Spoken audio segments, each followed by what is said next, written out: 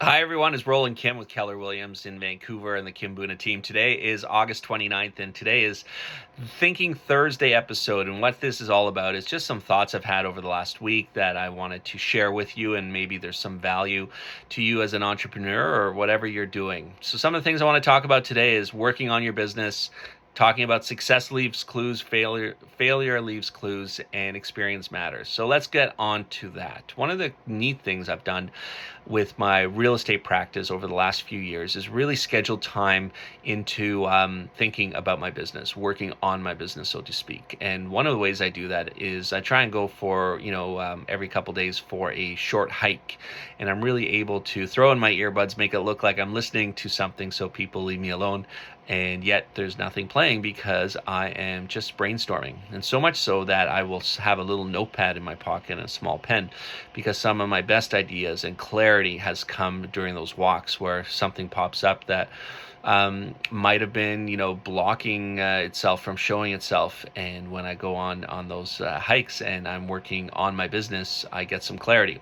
The reason that's really important is because what I have realized now, successfully opening and operating several different businesses, is that you're never going to run out of tasks. If you're someone like myself who has a list of tasks and tracks it and maps out tomorrow, it feels endless, and I certainly have not found that my to-do list is getting any shorter. However, what I have realized is that a lot of things can take care of themselves, or a lot of things can get a lot easier, tasks get a lot easier with just small little improvements or different approaches that often come to me when I'm spending time thinking about my business and working on my business, kind of from that 10,000 foot approach, looking down onto your business versus being entrenched and answering phones and returning emails and solving problems.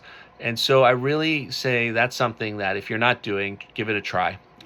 Put time into your calendar that you have, available to yourself to think about your business and work on your business and really figure out, where the opportunities are and how you can get around some of the challenges. Again, another tip that I've come to over the years is so many of the challenges is a wall in front of you, and everyone just thinks you got to scale it or break through it. And another trick is just walking around it sometimes. So that kind of leads into the next thing, and which is success. Both success and failure leave clues, and it's never been more apparent than when I'm interviewing folks, interviewing them for a position that we're hiring for. And a lot of times, especially young people, I'm not picking on you, but if you're 25 and younger, 30 and younger, you perhaps have come through a system where you're told everything's available to you, and you haven't been challenged as often as I think my generation has. And so you sound really, really good in an interview, and you sound very similar to someone with a lot more success. And so why that's important is I've done a much better job when I'm interviewing someone, or when I'm trying to figure out if there's an alignment and a fit, is going deeper on questions and really asking them to, tell them about a time where they successfully and consistently dealt with, crunchy or emotional clients, and how, when did that happen? How did it happen? And really ask questions, because what I'm finding is the successful leaders and business people that I align with are able to vividly describe situations that resonate with you, that you connect with, that you can visualize. And you can definitely see that they have come into those situations where, they had to lean into the skills that you're looking for, and they successfully navigated their way forward. And equally with failure, what I've discovered is a lot of times people will tell you they've changed, and present themselves beautifully and amazingly, but when you dig into their past, when you dig into their track record, sadly, a lack often of effort or follow through or doing the right things keeps getting them into a path of failure, of failing. And so early in my hiring life cycle, I made a lot of mistakes of hiring people I connected with, or people that I thought were great and presented really well.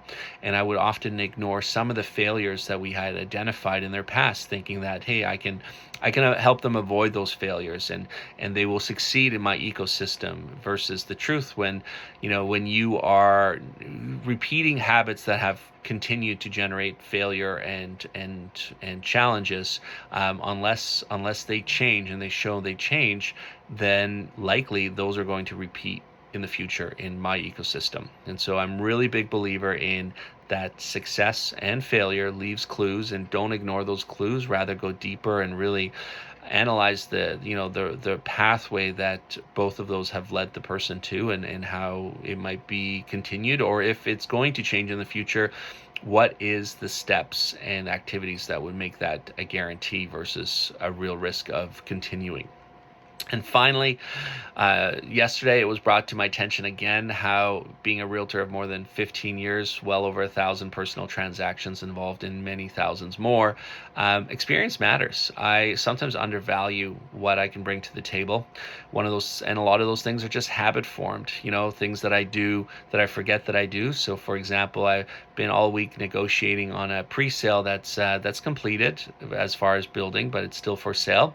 And we were was brought to our attention with some incentive offers for the seller, rather for the buyer.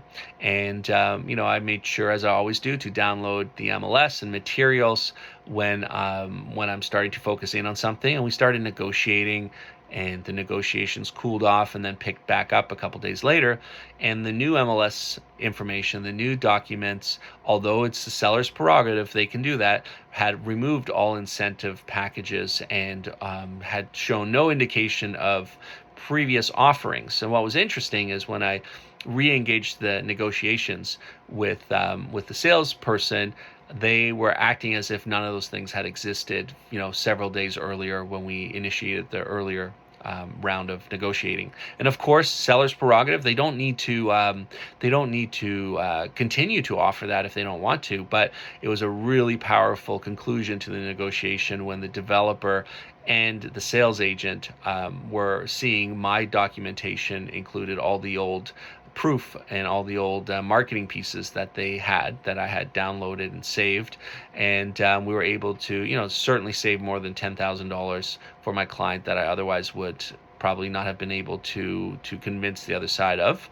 And that's just a great example of how a seasoned realtor that has a business practice built on replicating steps continually that generate the results you want is valuable. And so should you need a realtor in the Metro Vancouver area, I would love to talk to you and see if I'm a fit for what you might need. And otherwise, I hope that you enjoyed the video if you got this far, and I wish you a great day.